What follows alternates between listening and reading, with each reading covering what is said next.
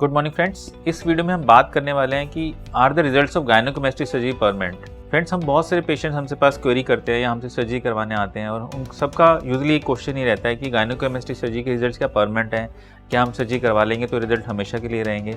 तो इस वीडियो में मैं इसी के बारे में बात करने वाला हूँ।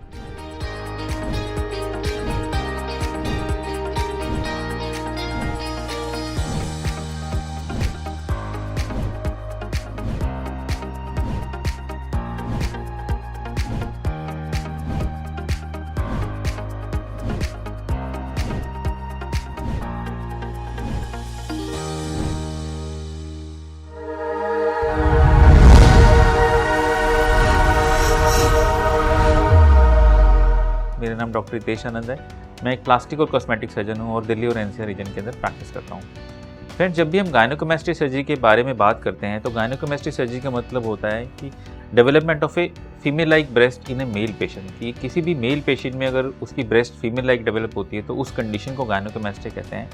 गायनेकोमेस्टिक के कई ग्रेड्स होते हैं और वो इस बात पे डिपेंड करते हैं कि अमाउंट ऑफ फैट आपकी चेस्ट में कितना है या साइज़ ऑफ ग्लैंड कितना है। उसके हिसाब से ग्लैंड जो साइज़ जो है वो वेरी करता है और ग्रेड्स होते हैं। ग्रेड 1 से लेकर ग्रेड 4 तक हम गायनेकोमेस्टिक को क्लासीफाई करते हैं। अब गायनेकोमेस्टिक की सर्जरी के दो स्टेप्स होते हैं। पहला स्टेप होता है कि हम इसमें लाइपोसक्शन करते हैं जो भी फैट होता है, और दूसरा स्टेप होता है हम उसको ग्लैंड को एक्सरसाइज करते हैं।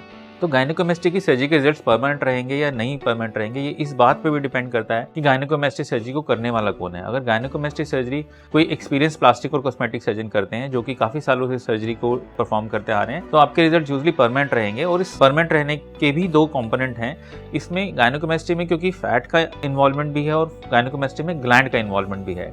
तो अगर हम गायनेकोमेस्टिक सर्जरी के अंदर नॉर्मली जो मेरी प्रैक्टिस है कि मैं गायनेकोमेस्टिक सर्जरी जब भी करता हूँ तो मैं मैक्सिमम अमाउंट ऑफ फैट जो है वो उस एरिया से निकाल देते हैं। लगभग सारा फैट निकाल देते हैं, थोड़ा सा फैट ही छोड़ते हैं जो कि स्किन की सर्वाइवल के लिए जो है वो जरूरी है, स्किन को सर्वाइव करने के लिए जरूरी है। और बाकी सारा फैट हम वेजर लाइपोसक्शन के द्वारा हम निकाल देते हैं। और जब भी हम ऐसा करते हैं तो हम पेशेंट को एक बहुत फ्लैट चेस्ट दे पाते हैं। साथ ही साथ हम पेशेंट को ये भी एडवाइस करते हैं कि आप अपने वेट को स्टेबल रखने की कोशिश कीजिए।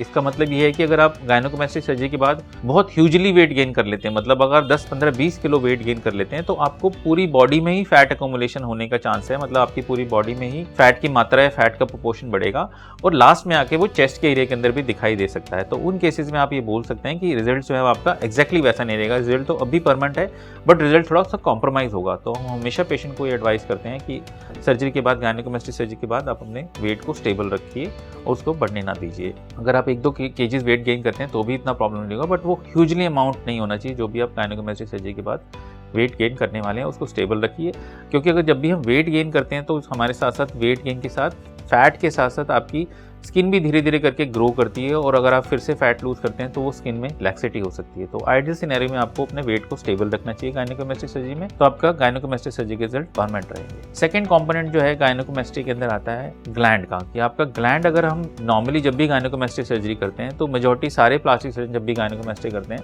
तो लगभग ऑलमोस्ट पूरा कंप्लीट ग्लैंड निकालते हैं। सिर्फ एक पतली सी लेहरी कभी कभी छोड़ी जाती है पीछे, ताकि आपका जो निप्पल जो है वो बिल्कुल डिप्रेस ना हो जाए, निप्पल में कोई संकन डिफॉर्मिटी ना बन जाए, बिल्कुल आपका निप्पल जो है वो नीचे मसल के साथ चिपक ना जाए और एक डिप्रेशन की तरह ना दे। तो बहुत ही पतली सी लेयर एक ग्लैंड की छोड़ते हुए हम पूरा की पूरा ग्लैंड ही निकाल देते हैं। और अगर एक ग्लैंड प्रॉपर तरीके से पूरी तरह से निकाल दिया गया है और उस ग्लैंड को दोबारा होने का कभी भी चांस नहीं हो सकता और आपके रिजल्ट इस कंडीशन में परमानेंट रहते हैं। तो जब भी हम गायनेकोमेस्टिक में रिजल्ट के परमानेंट होने की बात करते हैं तो हम दोनों कंपोनेंट्स को कंसीडर करते हैं कि उसमें फैट कैसे निकाला गया है और ग्लैंड का ऑलमोस्ट कंप्लीट रिमूवल हुआ है कि नहीं। ग्लैंड यूजुअली एक बार भी कभी भी अगर अच्छे से निकाल दिया जाता है तो ग्लैंड कभी भी वापस नहीं आता। लेकिन इस रूल का भी एक एक्सेप्शन है कि अगर आप बॉडी बिल्डिंग के लिए कोई पेशेंट अगर गायनेकोमेस्टिक सर्जरी कराने के बाद भी स्टेरॉइड लेते हैं, दोबारा से ले लेते हैं, तो उसमें चांसेस है कि आपका ग्लैंड दोबारा से डेवलप हो सकता है, ग्लैंड दोबारा से बन सकता है और आपका रिजल्ट परमानेंट नहीं होता। तो ये दो चीजें हम हमेशा पेशेंट से रिक्वेस्ट करते हैं कि कभी भी आप गायनेकोमेस्टिक सर्जरी करते हैं तो अपना वेट को बहुत ज्यादा नहीं बढ़ने दीजिए। थोड़ा बहुत ऊपर नीचे होना अलाउड है, लेकिन बहुत ही ज्यादा आप 15-20 केजीज वेट ना गेन कीजिए, क्योंकि उस कंडीशन में all over the body weight fat आ जाएगा और चेस्ट में भी फैट आ सकता है। दूसरा कि अगर आप गायनेकोमेस्टिक सर्जरी के बाद कभी भी अगर बॉडी बिल्डिंग का भी प्लान करते हैं तो प्लीज कभी भी आप स्टेरॉइड इंटेक ना लीजिए, स्टेरॉइड के इंजेक्शन ना लीजिए, स्टेरॉइड के टैबलेट्स ना लीजिए, क्योंकि उन कंडीशंस के अंदर भी आपको ग्लैंड दोबारा से डेवलप हो सकता है। ये तो इस दो पॉइंट्स के बारे में कि कैसे आप अपने गायनेकोमेस्टिक रिजल्ट को परमानेंट कर सकते हैं। इसके अलावा भी मैं आपको ये बताने वाला हूँ कि कैसे एज ए पेशेंट आपका क्या रिस्पॉन्सिबिलिटी है कि आप अपने गायनेकोमेस्टिक रिजल्ट को इम्प्रूव कैसे कर सकते हैं, कैसे उसे और बेटर कर सकते हैं।